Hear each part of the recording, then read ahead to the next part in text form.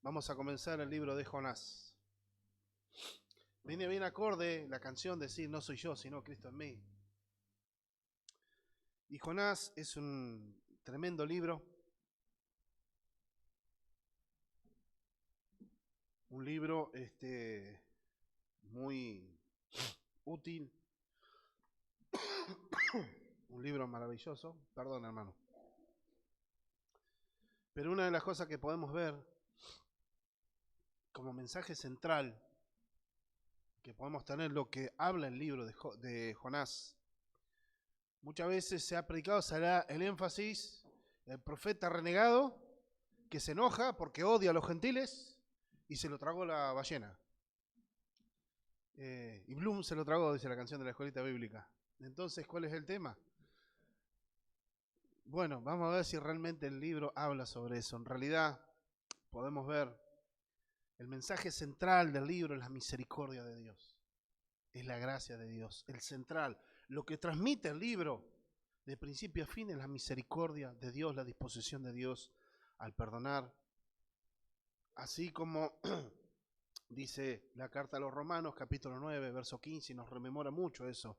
Yo tendré misericordia del que tenga misericordia, y me compadeceré del que yo me compadezca. Eso está hablando Pablo con respecto a Israel y la soberanía de Dios. Nosotros podemos ver que es un libro único, que aparte de con quién se centra la relación. Claro, estamos hablando de Jonás y los ninivitas, una tribu así. No, la relación del libro está expresando la relación de Dios con Jonás. Los ninivitas son como, digamos, unos partícipes necesarios, como instrumentos para mostrar lo que Dios le quiere enseñar a Jonás. Y a su vez, muchas veces se interpreta, y está muy bien como aplicación, lo presentan como el libro más misionero del Antiguo Testamento. Eso ha sido el estímulo de muchos misioneros cristianos que utilizan el ejemplo de Jonás para ir a predicar a otras naciones. Y está bien eso, porque bueno, Dios envía a Jonás, un profeta israelita, a predicar a una nación gentil, pagana. Pero el mensaje central es la misericordia de Dios, la disposición de perdonar. ¿Por qué? Porque a través de mostrar Dios su misericordia con los ninivitas, Dios le está queriendo hablar a Israel. ¿Cuánto más si perdonó a esa gente, que ahora vamos a describir quién eran los ninivitas, cuánto más Dios perdonaría y estaría dispuesto a perdonar al pueblo de su pacto? Entonces, hermano, entendamos el flujo de pensamiento. Es una relación de Dios con el profeta.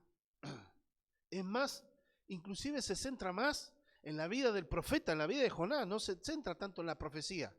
Como Isaías, que tenía cosas personales, pero manifiesta más las profecías que daban los profetas. No, en este sentido, el libro se centra en la vida del profeta, más que en la profecía. Es un testimonio de amor, de compasión de Dios. Entonces entendamos, este es un gran impulso a evangelizar, pero lo central es el anuncio y llamado de arrepentimiento de la nación del pacto, a Israel. Si Dios perdona a gentiles, terribles como eran.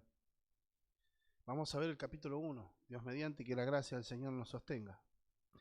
Dice así la palabra de Dios, y yo lo dividí en la misión, versículo 1 y 2. Después habla la rebelión y sus consecuencias. Después lo estructuré confrontado por Dios en medio de la tormenta. Y después puse otros subtítulos en el sentido enfrentando el destino y otro lado el resultado del testimonio. Vamos a ver, dice, vino palabra de Jehová a Jonás, hijo de Amittai, diciendo, levántate y ve a Nínive, a aquella gran ciudad, y pregona contra aquella, porque ha subido su maldad delante de mí.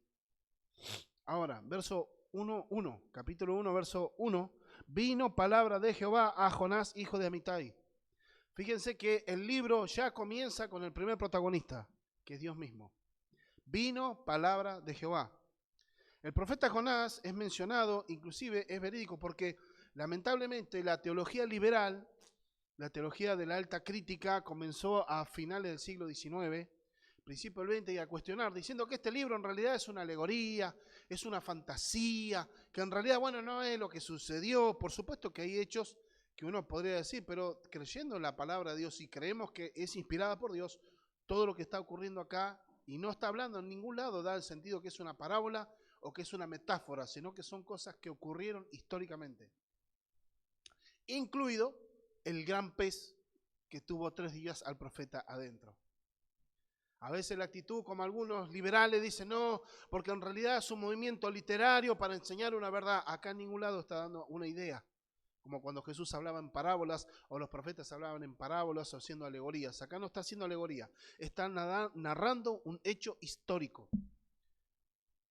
La rama, teológica y la línea ortodoxa, de la cual yo pertenezco y esta iglesia, la línea ortodoxa defendemos de que son hechos históricos que ocurrieron. Jonás existió. ¿Por qué? Una de las pruebas, y podemos dar la época en que él existió. Si ven acá no da fecha, pero es mencionado en el segundo libro de los Reyes. Segundo libro de los Reyes. Eso es Antiguo Testamento, más atrás de donde está Jonás. Segundo libro de los Reyes, capítulo 14. Segundo del libro de los Reyes, capítulo 14. Entonces eso nos podrá dar una fecha aproximada donde está. Verso 25 al 27. Dice la Escritura, habla del reinado de Jeroboam II. Él restauró los límites de Israel desde la entrada de Hamat hasta el mar de Arabá, conforme a la palabra de Jehová, Dios de Israel, la cual él había hablado por su siervo Jonás, hijo de Amitai, profeta que fue de Gat-Hefer.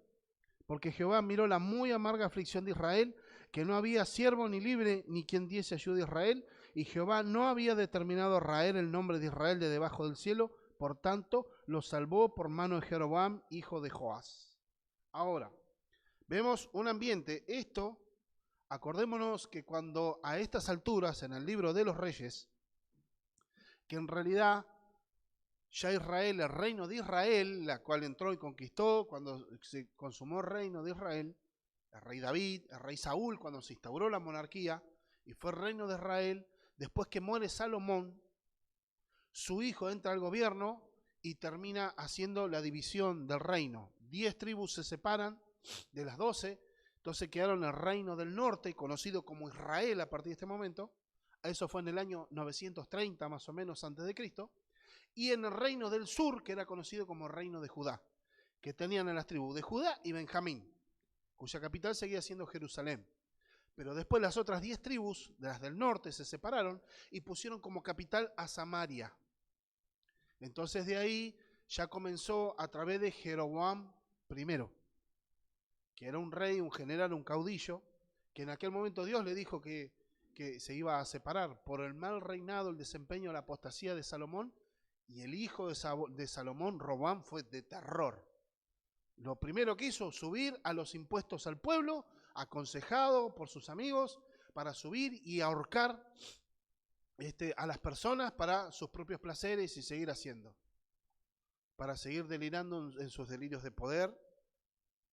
Entonces nosotros entendamos que ahí se tuvo que dividir el reino. Y Dios le dijo a Salomón que no lo iba a destruir a través del reino de Salomón, pero por amor a su padre David. Porque Dios había establecido con David su nombre. Entonces, ¿qué pasa? Después que muere Salomón, asume su hijo Roboam y ahí ocurre la división del reino. Por supuesto, Roboam hizo lo malo delante de Dios. Y se produjo la división. Y ahora, Jeroboam II está reinando y reinó más o menos en el 793 al 753 a.C. Estos 40 años, ya fue tiempo después y poco antes de la caída. Porque esto está predicando Jonás, y fue un hombre, este hombre políticamente fue muy hábil.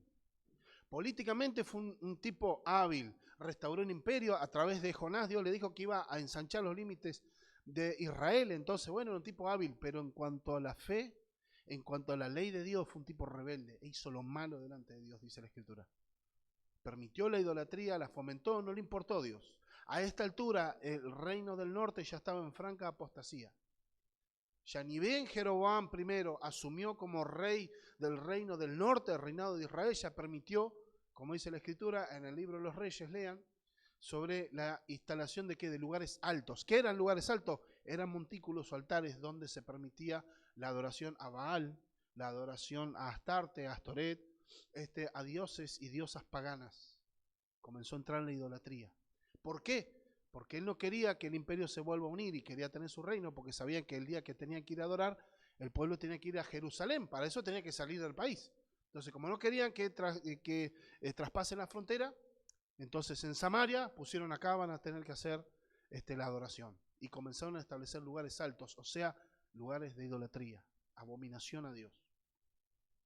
Tiempo después, ya está Jeroboam II.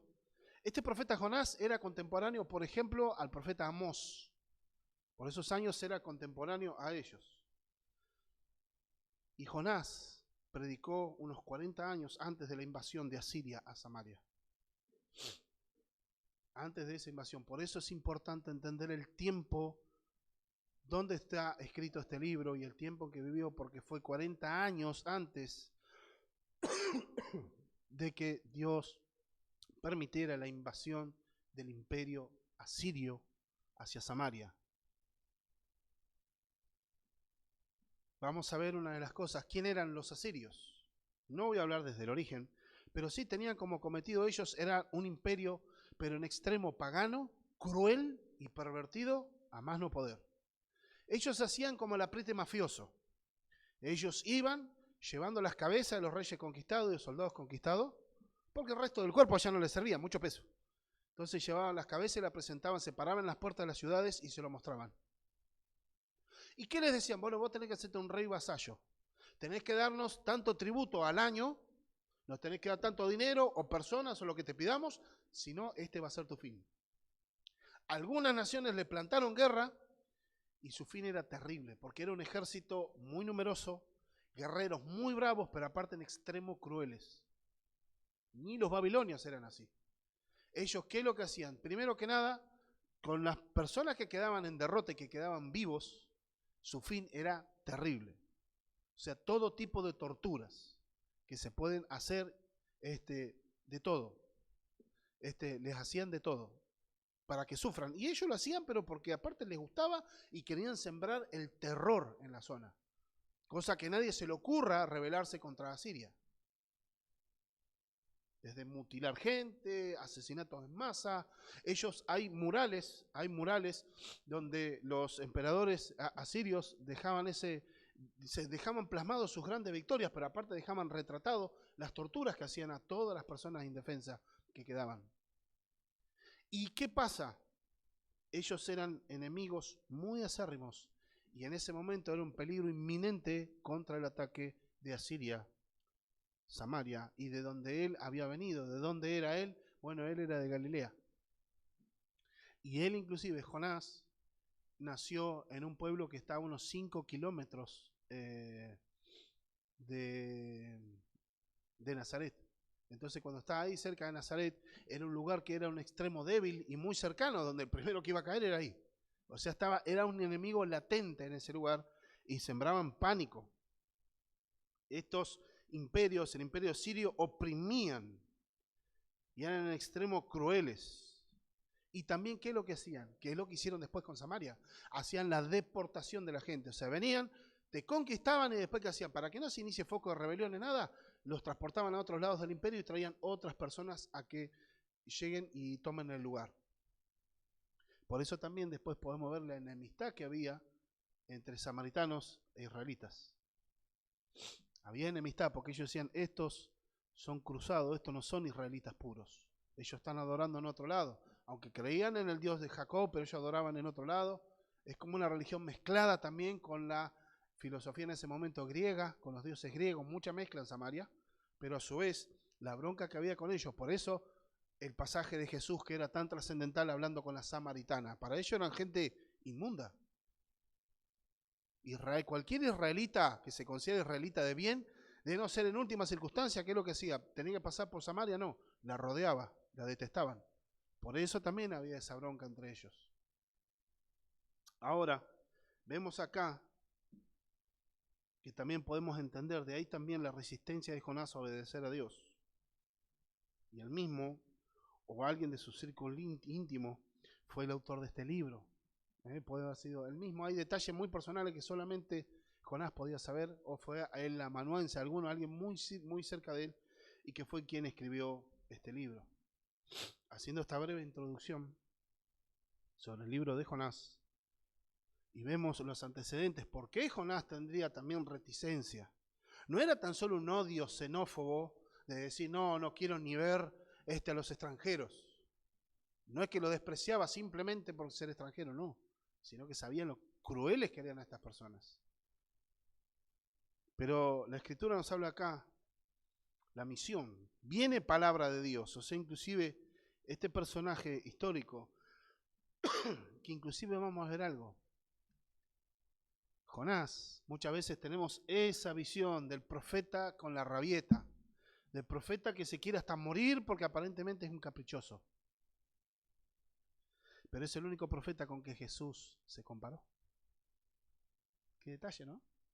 Jesús le dijo a los fariseos, este pueblo pide señales, pero solamente para eso los fariseos, le decía, los duros de corazón, van a tener solo la señal de Jonás. Jesús estaba refiriendo a la parte donde Jonás estuvo 3 días en el vientre del pez. Que hay un paralelismo en los 3 días entre la muerte de Jesús y su resurrección al salir de la sepultura. 3 días estuvo. Y Jesús les dijo, ustedes fariseos, la única señal que van a tener va a ser la resurrección, nada más. No hizo milagros, no hizo nada. La señal que ustedes van a tener, ni una profecía. La única profecía que le dijo, van a tener la señal de Jonás. O sea que Jesús, una de las cosas que también los que somos ortodoxos, los que tenemos la línea ortodoxa, creemos de que Jesús, al mencionarlo, Jesús lo menciona como un hecho literal. O sea, Jesús creía, y de hecho lo sabía por ser Dios, pero él creía que era un hecho histórico el libro de Jonás. Por eso defendemos que es un hecho histórico el libro de Jonás, que realmente ocurrió, no es una alegoría, no una figura literaria. Pero el texto empieza con Dios. Dice un comentarista, Bart, de apellido. Acá vemos que el invisible, vino palabra de Jehová, dice, el invisible actúa y habla y se alza como árbitro en la suerte de naciones y de individuos. Él es quien tiene la iniciativa, las cuales nunca anulan la responsabilidad humana. Vino palabra de Jehová a Jonás, hijo de Amittai, diciendo, levántate y ve a aquella gran ciudad y pregona contra ella, porque ha subido la maldad delante de mí. Andate a Nínive y habla contra la gran ciudad. La palabra que recibió es de origen divino, él no tenía la más mínima duda. Y de hecho también, ¿por qué se sabe también que eran de origen divino? Porque era directamente contra sus convicciones. Porque muchos profetas fueron llamados por el Señor y dieron palabras contra las naciones vecinas de Israel, contra las naciones, pero estaban dentro de Israel. Ellos daban palabras duras contra los paganos, o de bendición, lo que sea, pero ¿qué pasa? Muchas veces daba palabras contra enemigos que provienen de Israel, pero para que Israel escuchara lo que le iba a pasar a los enemigos del pueblo de Dios y que venía restauración para ellos. Pero aquí, Jonás, ese profeta fue el único que tuvo que irse a predicar a esa nación.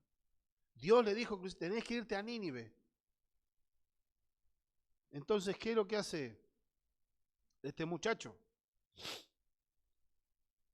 Una de las cosas que él no tenía más mínima duda del origen de esa palabra. Para eso se necesita alguien que sea maduro espiritualmente.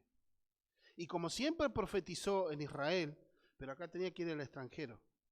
También habla en el libro de Josué 19:13 que él, y acá vemos nacido ¿dónde dice la escritura que él nació?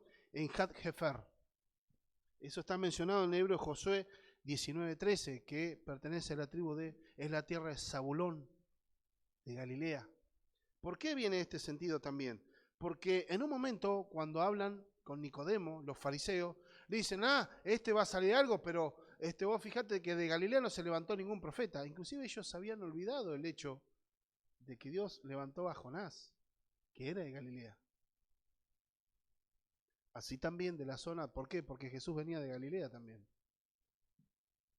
podamos ver en esta palabra que este lugar donde él había nacido, al noreste de Nazaret, donde estaba él, que había estado ahí, estaba a 5 kilómetros, tenía la amenaza constante de los ninivitas.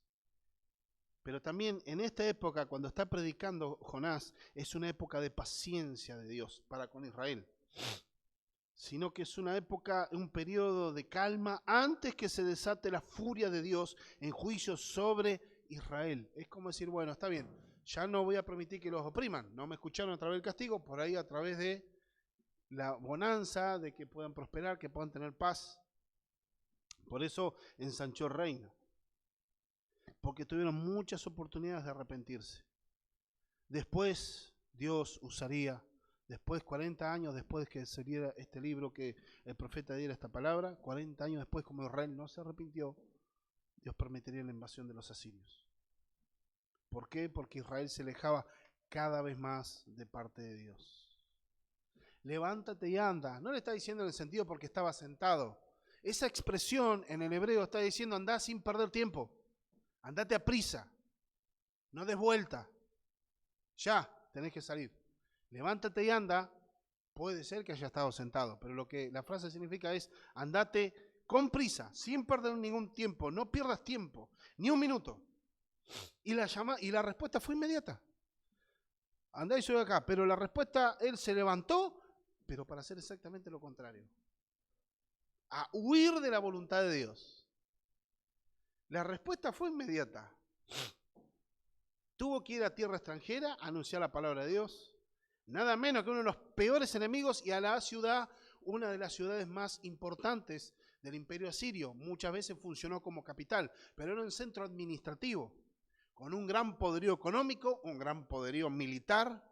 Estratégicamente eran unas ciudades principales. Es como decir, acá tenés Capital Federal, Rosario, Santa Fe, tenés ciudades más importantes que no son la capital en sí. Bueno, este era un centro administrativo. Entonces ahí ve lo que en este lugar era tremendo para él. Una ciudad grande, en poderío. Y acá hay un paralelismo también con el apóstol Pablo. ¿Por qué? Porque inclusive el apóstol Pablo en el capítulo 9, cuando arranca el capítulo 9 de la carta a los romanos, él decía, hermanos, yo por amor a mis hermanos judíos, yo quisiera ser anatema. ¿Por qué? Porque él tuvo la angustia de prever que la bendición de Dios, la gracia de Dios en Cristo, que se derramaba hacia los gentiles, o sea, el evangelio para el resto del mundo, eso también significaría el juicio de Dios sobre Israel. ¿Y cómo Dios salva? Bueno, Dios los movía a celos, como dice la Escritura.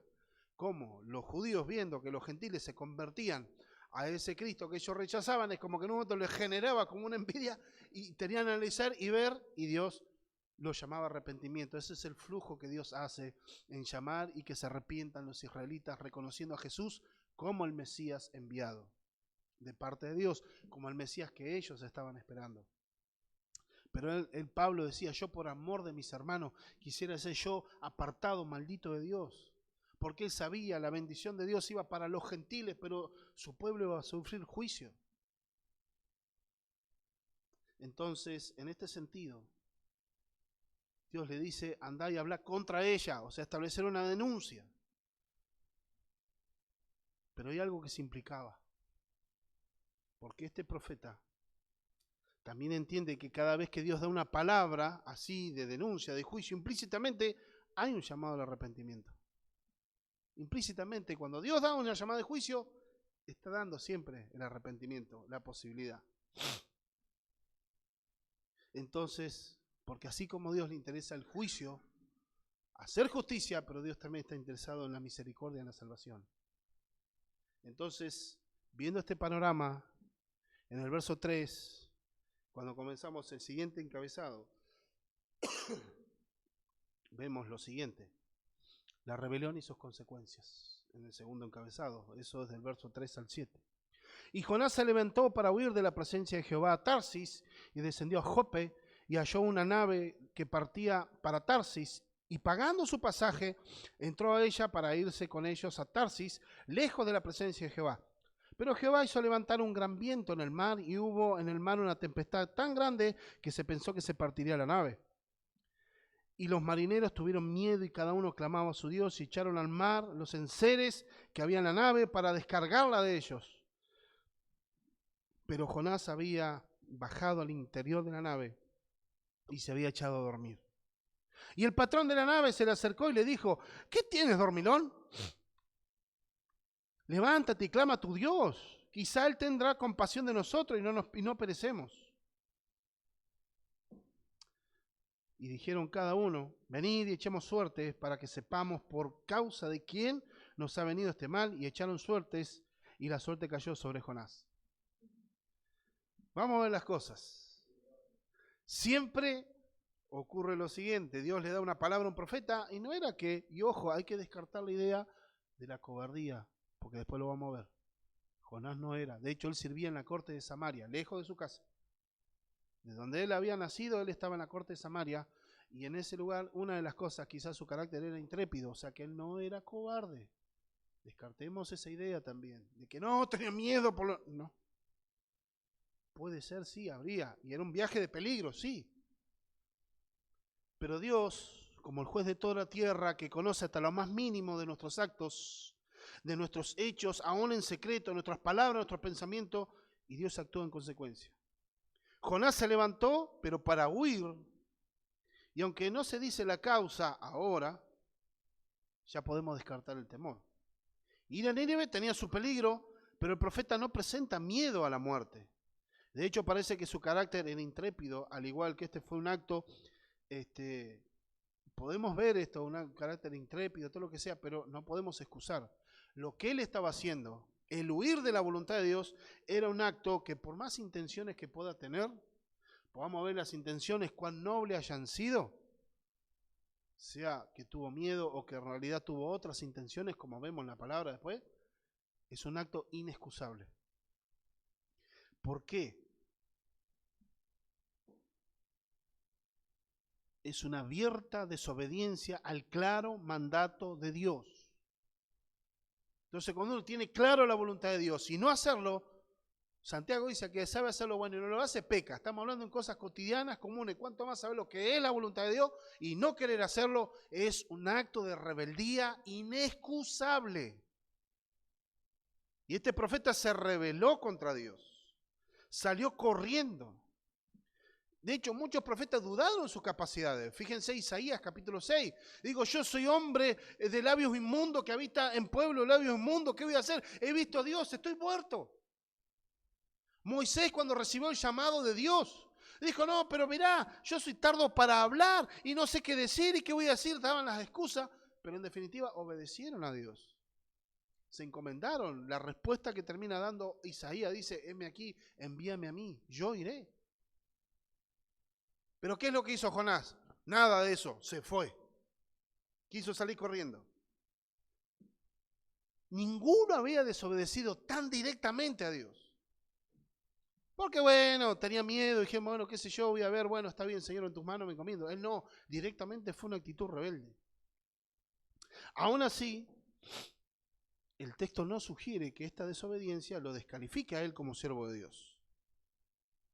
Y vuelvo a recalcar, es el único profeta con quien Jesús se comparó. La señal de Jonás. Entonces podamos ver en las Escrituras en esto. ¿Qué motivaciones podía tener? Este hombre era un siervo que velaba por el honor de Dios y los intereses de su pueblo. Tenía unos intereses, unas intenciones nobles, pero equivocadas. Él tenía que haberse callado la boca y obedecer a Dios. Como siervo de Dios, como profeta de Dios, tenía que haber hecho caso y no lo hizo.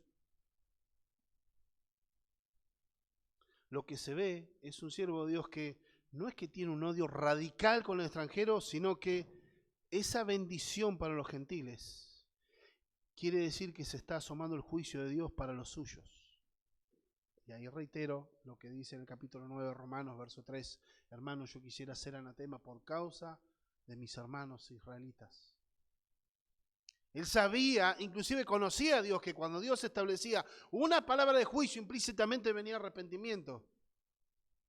¿Y por qué él estaba así asustado? Porque él sabía que si Dios daba esa palabra a esa nación y estos se arrepentían, como lo vemos en el capítulo 4, después lo vamos a ver el último, yo sabía que vos ibas a perdonar. ¿Pero por qué? Porque él sufría por su nación, porque sabía que se iba a venir el cintazo para la nación de Israel por sus pecados. Era un hombre que sufría por su nación. Esto es un paralelismo que estamos haciendo. Inclusive él se va a un puerto de Jope. Él desciende a Jope. Hay una analogía que cuando uno empieza a desobedecer a Dios comienza un descenso espiritual.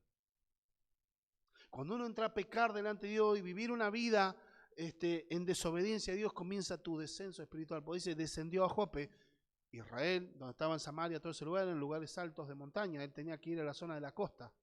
Y en esa franja tenía que ir al puerto de Jope, que en ese momento estaba siempre custodiado por los filisteos. Y cuando va al puerto de Jope, fíjense que él, si podía ir en barco a ahorrar un tramo, ir directo, de Jope estaba a 880 kilómetros, estaba Nínive. Pero él sacó el boleto para Tarsis, que está a 4.000 kilómetros, 4.023 kilómetros. ¿Dónde queda Tarsis? En España, cruzando el estrecho de Gibraltar. Ahí se quería ir. Hay varios lugares en la zona, pero la que más se ajusta al texto es la zona de Tarsis, donde están las zonas, los restos de los tertéseos. Y estos eran comerciantes fenicios seguramente que estaban yendo en ese trayecto. El viaje duraba un año para llegar allá. Duraba un año el viaje. De hecho, cuando mandaban las embarcaciones, cuando estaba el rey Salomón, los que iban a Tarsis, tardaban 3 años en venir. Y venían llenos de comercio, de su actividad comercial. Entonces, ¿qué pasa? Este hombre no era un ignorante, ni era tonto y no desconocía la omnipresencia de Dios. ¿Cuál es que era profeta de Dios? Él sabía que Dios era. ¿Por qué habla de huir de la presencia de Dios? Bueno, una de las cosas que vemos, que todo profeta y el profeta vivía en la presencia de Dios. Así como decía Elías, vive Jehová en cuya presencia estoy. Tenían comunicación con Dios. Pero ¿qué pasa? Cuando habla de esto de huir de la presencia de Dios, no está hablando de huir de la persona de Dios en sí, porque él sabía que Dios está en todos lados, es omnipresente. Pero sí quiere huir del lugar geográfico. ¿Por qué? Porque si él iba a Nínive es donde tenía que estar y Dios lo acompañara y lo ungiera para predicar ese mensaje, pero él quería irse para otro lado, huir de esa responsabilidad. Quería salir corriendo. El profeta no estaba cumpliendo el mandato, inclusive él está rechazando lo que hasta ahora había sido la gloria de su vida, ser un profeta de Dios, ser un portavoz de la voz de Dios, un transmisor de Dios para los hombres. Esto había sido la gloria de su vida. Qué gozo servir a Dios como profeta, ahora lo estaba rechazando. Inclusive para no cumplir está dispuesto a sacrificar su ministerio, su carrera y hasta su relación con Dios. Se puede ver clásicamente mucho, profeta Jonás, es rebelde, orgulloso, odiador de los gentiles. O también podemos ver un hombre que está profundamente atormentado y que se entrega a la huida suicida por amor de su pueblo. Estamos diciendo que tenía pensamientos nobles, pero equivocados. Él le agarró la desesperación por el temor hacia Nínive, pero también sabía que se venía juicio sobre Israel. Conocía a Israel. Sabía lo que estaban haciendo. Hasta sacrificios humanos hacían ellos, en honor a los dioses paganos, en honor a Baal, en honor a otros dioses. Este viaje que tardaba un año, inclusive parecía favorable, porque dice que halló una nave que partía a Tarsis. Es como si él encontrara algo fortuitamente. Lo encontró, digamos, de suerte una nave y salió un viaje carísimo.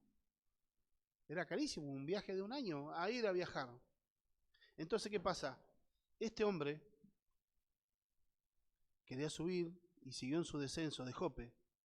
Pagó su pasaje, producto de su desobediencia a Dios, y entonces empezó su descenso al abismo. En el verso 4 nos dice, pero Jehová hizo levantar gran viento en el mar. Dios no se olvidó de su siervo, ni de su propósito. porque se desata la tempestad. Un viento tan grande que marineros experimentados se llenaron de terror. O sea, no era una tormenta cualquiera. No era una tormenta que ellos estaban acostumbrados para esa época. No es que no hubiera tormentas grandes en el mar. No. Pero estas personas estaban todavía cerca de la costa. Y se ve en el tema que se asustaron y que inclusive empezaron a echar las cosas, los enseres, la actividad de comercio, lo que habían ido a comprar, lo que tenían para vender, lo que llevaban para Tarsis para comerciar. Estaban dispuestos a sacrificar toda su ganancia económica con tal de salvar la vida. Se llenaron de pánico. Inclusive pensaron que se iba a partir la nave. Esto quiere decir que Dios interviene para hacer que su profeta se vuelva a la sensatez. Esto no es un juicio, sino es un llamado a corrección y a la eventual restauración. ¿Por qué? Dios controla los elementos. Debemos comprender en la palabra del Señor que todo fue creado por Él y para Él, y por Él fueron hechas todas las cosas. Dios controla los elementos. Dios controla el clima, el sol, el calor, el frío, la lluvia, todo lo controla Dios. Acá podemos decir una moraleja. ¿Cuál podría ser? Nadie desafía a Dios impunemente. Nadie se puede hacer el canchero delante de Dios. Nadie puede decir desobedezco a Dios y salí librado. Mirá, no me pasó nada. Cuidado, porque ese que no pasó nada, o puede ser que Dios ya estableció su juicio sobre tu vida y te abandonó a tu suerte, por decir de alguna manera. O guarda porque es un tiempo de calma antes de la tormenta. Cuidado, pero nadie se va a salir bien librado por desobedecer a Dios. Marineros estaban aterrados, cada uno clamaba a su Dios, fíjense, porque se ve que eran distintas nacionalidades, cada uno tenía sus dioses, tenían 12 dioses territoriales, cada ciudad, cada pueblo tenía su Dios, cada uno clamaba lo que sea, un clamor del terror para ser librados de la muerte. Querían preservar la vida, aún renunciando a la ganancia económica. ¿Qué está haciendo Jonás? Otro descenso, se bajó al interior de la nave y se acostó a dormir. Fíjense, muchos podrían decir, es el colmo del corazón endurecido. Es el colmo, un tipo que no le importa nada. Puede haber otra lectura también. Jonás duerme. No era la tempestad cualquiera. Y la acción de Jonás afectó a los demás. Fíjate una cosa, cuando uno desobedece a Dios, tené cuidado también porque no tan solo te afecta a vos, sino afecta a otros que están cerca tuyo. Puede afectar a tu iglesia, puede afectar a tu familia. De hecho, afecta. Cada decisión que tomas, tanto para bendición como para maldición, va a afectar a otros también. Pero esta decisión había afectado a personas que no tenían nada que ver. Pero acá en este lenguaje, como está hablando Jonás, sigue en este sentido que él, Jonás, aún en medio de la tormenta, ¿por qué no se pone frenético? Porque él se quiere esconder de la luz del sol, esconderse del mundo, esconderse de los marineros, esconderse de todo, hasta de sí mismo. Él quería perderse en el sueño, como esperando la muerte, que esto podría ser para aliviar sus angustias, así como Elías, cuando en un día triunfal degolló a 300 profetas de Baal, y hasta que escuchó la mentira que le dijo la reina Jezabel, sí, me añadan los dioses, que yo si mañana no te mato como vos hiciste como mi profeta.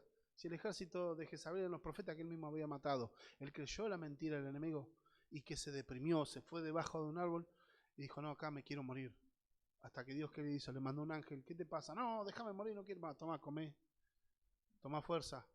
Comió y se volvió a dormir. ¿Y qué dijo? No, me quiero morir.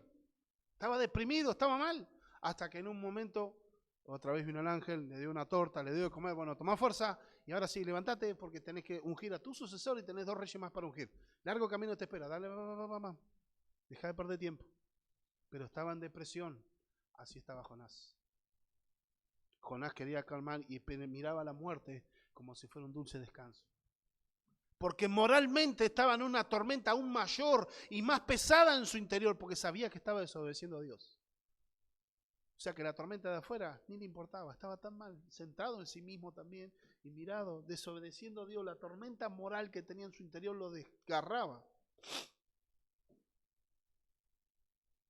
No es el colmo del endurecimiento.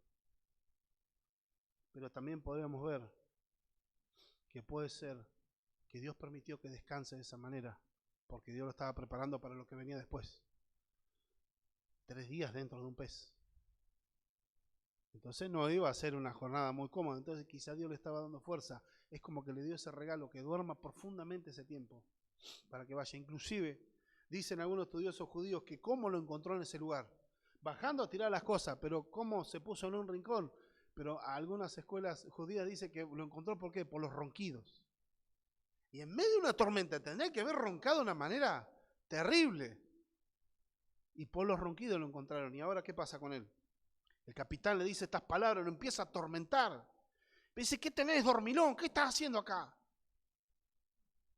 Sus palabras se están comunicando indignación, enfado y asombro. ¿Y qué le dijo? Anda, invoca a tu Dios, que quizá Él tenga misericordia de nosotros y no permita que muramos. Estos hombres eran politeístas.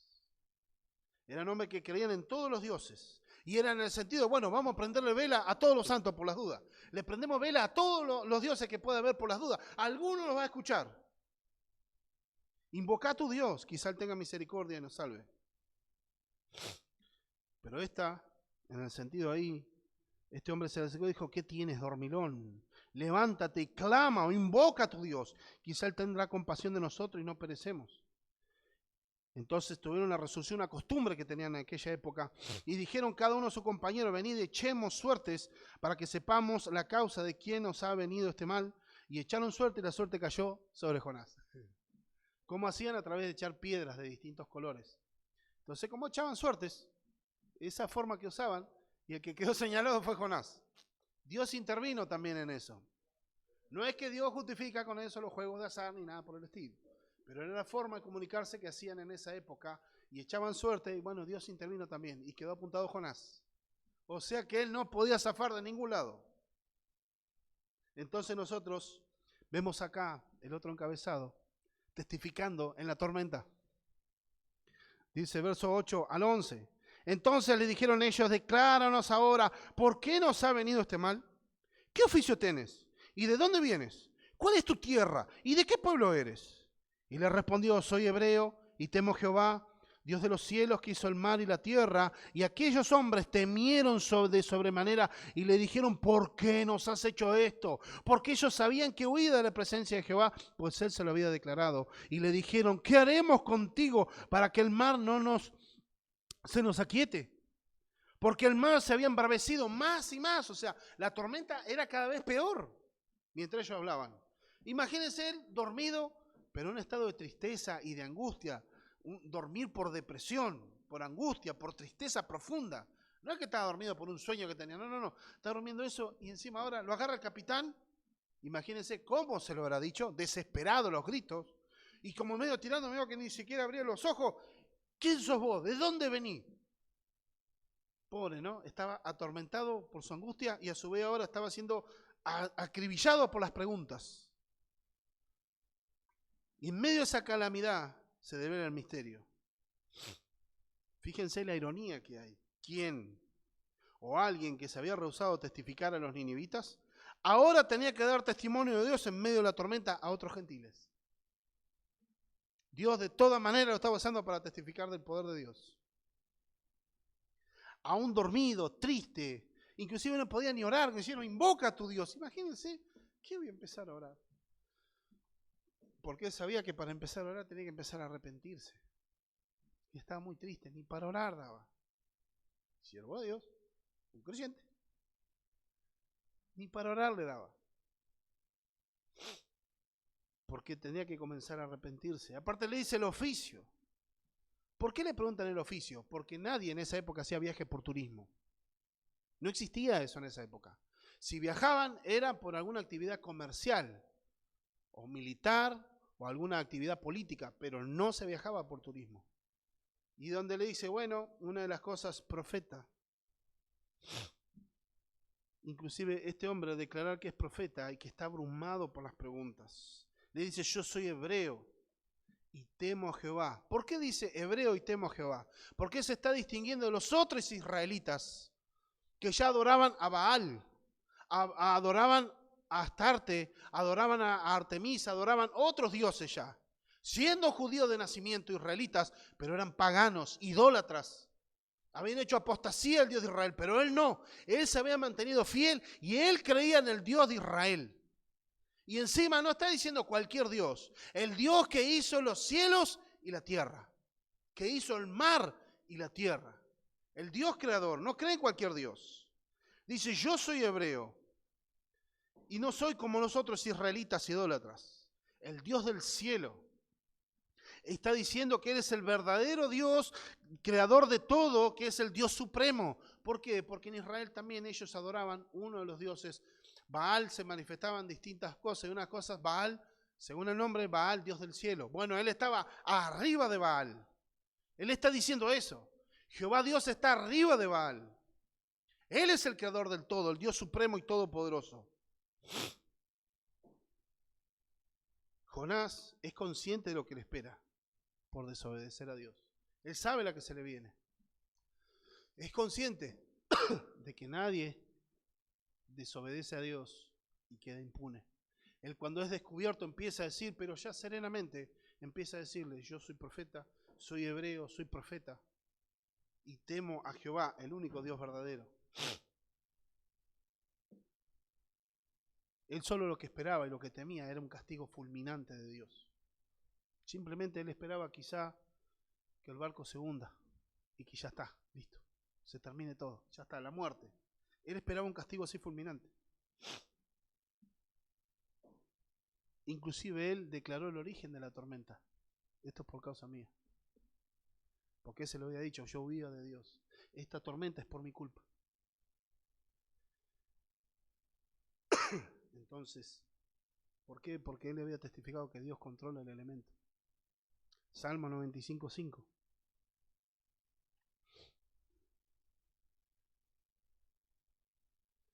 Suyo también es el mar, pues él lo hizo, y sus manos formaron la tierra seca. Él es el creador y los elementos Dios los gobierna. Esto es una confesión de fe ante los marineros y asume como profeta a los gentiles, a modo quizá un paralelismo con Pablo. Pablo, que era el apóstol de los gentiles, es el profeta a predicar la tierra de los gentiles. ¿Por qué hiciste esto? Le dicen los marineros, verso 10. Aquellos hombres temieron sobre él y le dijeron, ¿por qué has hecho esto? ¿Por qué nos hiciste esto? Vendría a ser. Pero aún comparado con esta tempestad, lo que más temía el profeta era el desagrado de Dios. Porque una tormenta moral más angustiosa estaba delante de él. Estos hombres le reclamaban, ¿por qué nos involucraste? ¿Por qué nos metiste en tus problemas? Pero aún atrás de todo eso, de la voz de estos marineros, estaba la voz de Dios llamándolo. Muchas veces a través de la crisis, a través del problema, está la voz de Dios llamando a la persona para que se vuelva a la sensatez, a volverse a hacer la voluntad de Dios. Dios no está dispuesto a que su siervo se le escape. Dios no está diciendo, bueno, le dejo libertad de acción, porque yo soy un caballero. Si hay algo que tira por la borda este libro especialmente, es esa falsa doctrina humanista de decir, Dios es un caballero, vos le tenés que dar permiso para que actúe. Sí, mira vos, como estamos leyendo, Dios está haciendo una tormenta porque nadie se va a escapar de las manos de Dios. No, Dios te da libertad de pensamiento. Sí, puedes pensar lo que quieras, pero la voluntad de Dios la vas a hacer. Y ahora viene la pregunta. La pregunta inclusive es fatídica. ¿Qué hacemos con vos? La tormenta cada vez es peor. Y saben que es un acto de desacato y un acto de desobediencia solo tiene una consecuencia, juicio y castigo. En cualquier lugar, una desobediencia a una ley, viene la pena de la ley. Y más sabiendo lo espiritual, sabiendo que es profeta, es un siervo de un Dios, para ellos es uno de los tantos dioses, y había una cuestión divina y sabían que si este hombre era profeta del Dios de Israel, y había desobedecido, lo que quedaba el camino era juicio y castigo. Debemos comprender en este sentido la palabra del Señor. Ahora, Jonás debe actuar inclusive como juez. Por dijo, ¿qué hacemos? Porque además tiene que actuar como juez, además de ser que es un reo. Y es como si Dios le estuviera diciendo, ¿qué castigo te mereces? A ver, ¿vos qué pensás? Pensá un poquito. ¿Qué es lo que te mereces vos por lo que hiciste? Y la confesión de Jonás ante ellos no calmó las cosas. Y esto ratifica una de las cosas, la doctrina bíblica fundamental, de la que la confesión sola no alcanza. Tiene que haber sacrificio.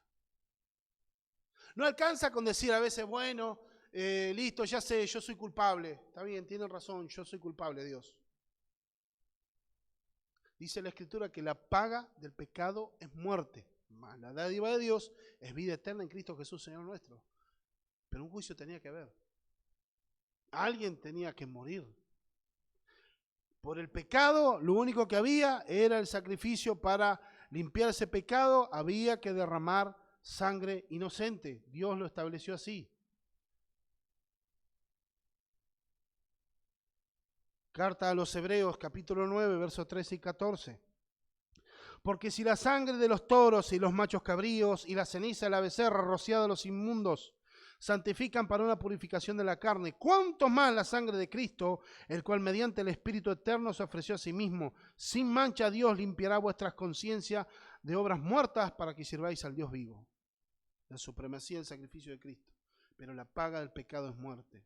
La justicia de Dios no quedará sin ser satisfecha con menos. ¿Qué nos hiciste? ¿Qué nos metiste a nosotros en este sentido y la atormenta cada vez más? Entonces viene esperando el destino con calma. Ahí se aquietó Jonás, se quedó calmado y asumió la situación y se entregó al Señor. Verso 12 al 15. Él le respondió, traedme y echadme al mar, y el mar se os aquietará, porque yo sé que por mi causa ha venido esta gran tempestad sobre vosotros. Y aquellos hombres trabajaron para hacer volver la nave de tierra, mas no pudieron, porque el mar se iba embraveciendo más y más contra ellos. Entonces clamaron a Jehová y dijeron, te rogamos ahora, Jehová, que no perezcamos nosotros por la vida de este hombre, ni ponga sobre nosotros la sangre inocente, porque tú, Jehová, has hecho como has querido. Y tomaron a Jonás y lo echaron al mar, y el mar se aquietó.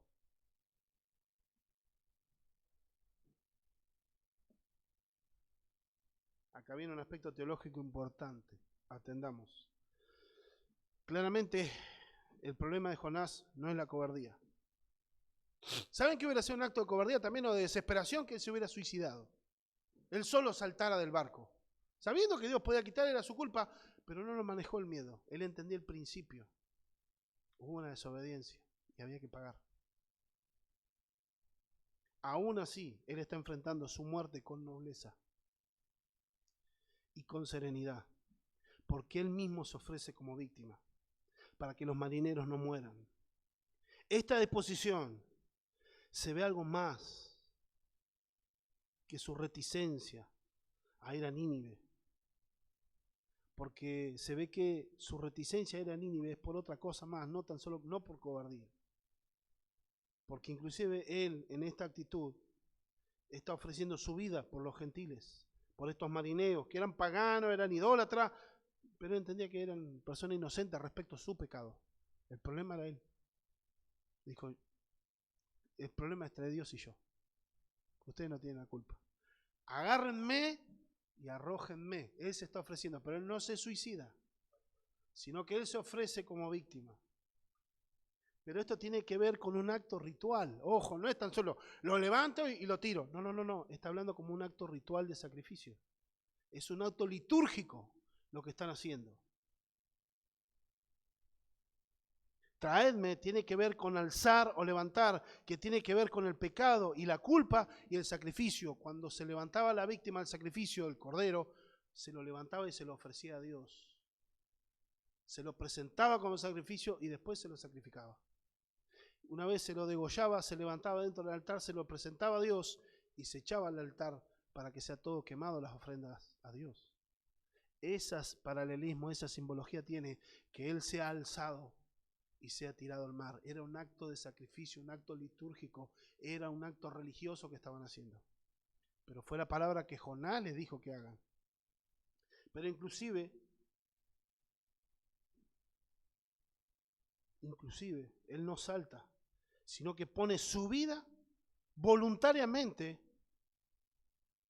al juicio de otros. Quieren que vean que esto es un acto de juicio y propiciación. ¿Qué quiere decir? Donde se derramaba la sangre del propiciatorio, donde Dios se hace propicio, recibiendo ese sacrificio por el pecador culpable, ese inocente que moría. Entonces Dios no miraba el pecado. Y en Cristo ese pecado es quitado del todo, como leímos en Hebreo. Asume su culpabilidad y no está rehuyendo las implicaciones de su desobediencia. Él da permiso a los marineros para que lo echen al mar. Él estaba pensando en salvar la vida de los gentiles. Y ahí nosotros vemos un paralelismo entre Cristo y Jonás. Dice Barth en su comentario: hay en la muerte de nuestro Señor un paralelo espiritual con el cuadro de Jonás, arrojado al mar. Así como un contraste espiritual, la más fiera de las tempestades es la ira de Dios contra el pecado. Esa tempestad se volcó sobre la persona de nuestro Señor y solo Él pudo ser calmada por su muerte en la cruz. La experiencia de Jonás fue terrible, pero solo el Señor Jesucristo experimentó completamente las palabras de la oración de Jonás: todas tus ondas y todas tus olas pasaron sobre mí. ¿Qué quiere decir esto? La ira de Dios, tómenlo como ese mar embravecido, como que venga un tsunami, que venga con tormenta todo ya dispuesto para ser destruido, y cuando está a punto de llegar sobre tu vida, se abre una brecha en el medio y se traga el mar. Se abre la tierra y se traga todo ese tsunami. Eso es lo que hizo Cristo. Él absorbió la ira del Padre. Pero en ese momento está una analogía: esa tormenta es la ira de Dios contra el pecado. Y Él se está entregando voluntariamente. Aún los marineros, el verso 13, estaban resistiendo la idea y se pusieron a trabajar afanosamente. En el vocablo ahora que estaban remando, pero el trabajo que estaban haciendo es como que ellos clavaban sus remos contra el agua, porque no querían matarlo, porque estaban inclusive en una disyuntiva. Está bien, este dice que desobedeció a Dios y bueno, que lo tenemos que tirar, pero en realidad si no fuera tan así, si lo podemos zafar. Aparte, por otro lado, nosotros lo matamos a él y no vaya a ser que Dios después nos mate a nosotros. Tenían una disyuntiva en ese momento los muchachos. Entonces dijeron: vamos a tratar de salvar la nave. Hasta que en un momento dijeron: listo, esto no se puede. Como que ellos enterraban los remos en el mar, pero no había forma de llegar a la costa. O sea, no estaban muy lejos de la costa, pero no podían llegar. Entonces, listo, no queda otra que enfrentar. Y hacen un ruego a Dios. Fíjense que cambia del clamor a cualquier Dios. Al principio, un clamor de pánico, que comienzan a invocar al Dios de Jonás.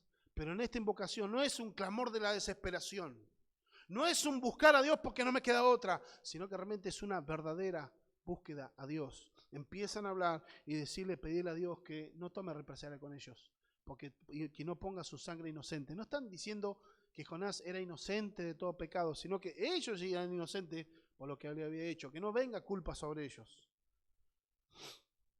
Entonces estos hombres se dieron cuenta que debían obedecer a Dios. No quedaba hacer otra cosa menos que querían que empeorara. Rogaron al Dios de Jonás, pero este clamor era una verdadera invocación al Dios de los hebreos. No quieren justificar a Jonás, pero no quieren perecer, sino reconocen que él mismo sería víctima de su propia acción. El verso 15 nos dice lo siguiente: y tomaron a Jonás y lo echaron al mar, y el mar se aquietó de su furor. Fue instantáneo. Lo lanzaron y el mar se aquietó. Se evidencia unas cosas: la desobediencia desencadenó la tormenta, el acierto de las palabras de Jonás en el verso 12 y el soberano poder de Dios que queda reconocido. Esto no solo cumple la sentencia contra Jonás, sino que también el profeta queda vindicado por Dios, porque realmente queda como verdadero profeta de Dios. porque si lo hubieran tirado al agua y no se hubiera quitado la tormenta, hubiera quedado como un mentiroso, un falso profeta. Sin embargo, un Dios decidió honrarlo. Vindicarlo quiere decir como vengarlo, dejarlo bien parado, que él realmente era un profeta de Dios, y lo tiraron al agua. No se sabe hasta dónde podemos decir fue la conversión, pero fíjense los efectos o resultados de dar testimonio en medio de la tormenta. Cómo Dios en su gracia hizo, y temieron aquellos hombres a Jehová con gran temor, y ofrecieron sacrificio a Jehová e hicieron votos. Eso lo hicieron seguramente cuando llegaron a la costa, cuando habrán llegado a la costa y cerca, o a Tarsis, pero ellos llegaron a la costa y posiblemente hayan ido cerca para buscar otra vez provisión y tratar de juntar algo. ¿Qué pasa con estos hombres? No hacían sacrificio en el lugar, porque ellos tenían que hacerlo en lugares específicos, lugares de adoración, no lo hacían en el barco. Pero hubo una obra de conversión. No sabemos hasta dónde la consagración a Dios, pero estos hombres hicieron votos delante de Dios, tuvieron temor de Dios.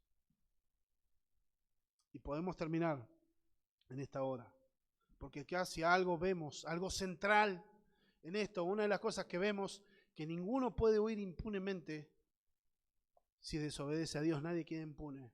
Pero por sobre todo acá, ¿qué es lo que queda claro en este capítulo 1?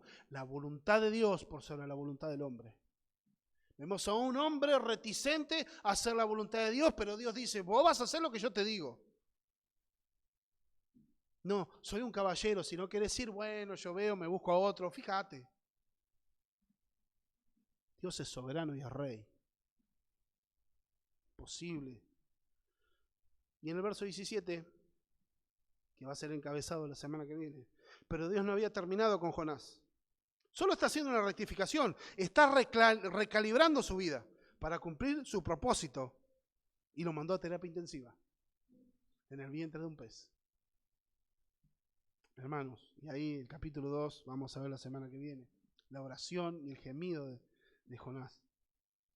¿Qué nos aplica este texto?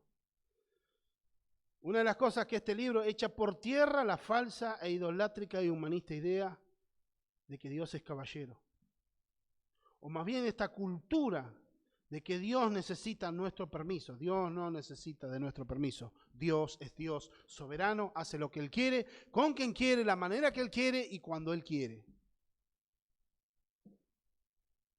La voluntad divina está por sobre toda la creación. Dice la Escritura que Él vuelca el corazón de los reyes para que hagan su voluntad.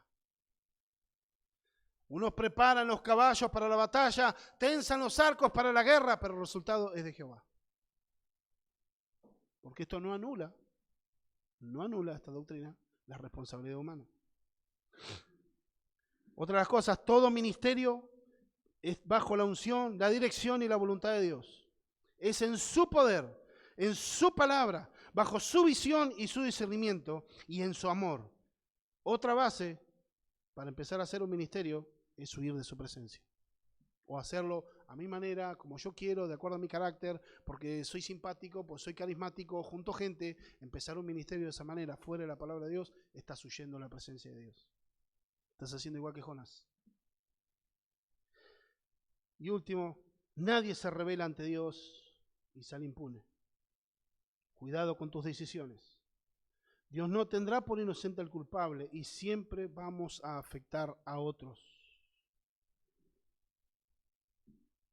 Un hijo de Dios que desobedece, déjame decirte esto, con solemnidad, estás queriendo huir del propósito de Dios. Dios a alguno le ha dado un llamado, está tratando con su corazón, llamado a que se afirmen, que se consagren, que busquen a Dios, que se arrepientan, que se pongan en la mano de Dios, que sean siervos de Dios, que estén sirviendo a Dios. Y no lo estás haciendo, prepárate para la tormenta. Pero, aún en la peor, si sos hijo de Dios, es para tu edificación, tu restauración. Pero quizá tengas que pasar por el dolor y la pérdida. Porque Hebreos 12 dice, al que Dios ama, a ese disciplina. Y algunos quizás están en disciplina de parte de Dios, pero hoy es un día de volverse al Señor, de arrepentirse y ponerse en sus manos.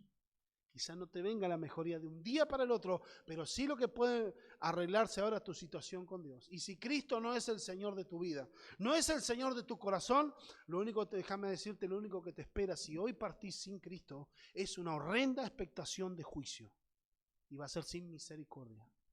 Muchos piensan que tienen siglos o vidas por delante, sus proyectos y vivo para mí, pero una realidad es que hoy podés cerrar tus ojos y podés hasta despertar en el infierno. Hijo de Dios, hija de Dios, si estás siendo rebelde a Dios, por favor, arrepentite y buscá delante de Dios. Dios tendrá misericordia de tu vida. Dios tendrá piedad de tu vida. Y se puede volver a comenzar en Cristo. Dios es el Dios de las segundas oportunidades. Amén. Vamos a orar. Amado Dios, te damos gracias por tu misericordia, por tu bondad. Gracias por tu palabra. Rogamos, Señor, que tú la bendigas, que bendigas nuestro corazón, nuestra mente, nuestra alma. Y en tus manos te encomendamos, Señor, esta hora. Que tú te glorifiques guiándonos, Señor, a vivir en el temor de Dios y a ser obedientes. Señor, y que por sobre todo queremos, Señor, que tu voluntad sea hecha en nuestras vidas. Ayúdanos a entender y comprender lo que tú tienes con nosotros. En el nombre bendito de Jesús te damos gracias, Señor, para la gloria y la honra de tu nombre. Amén.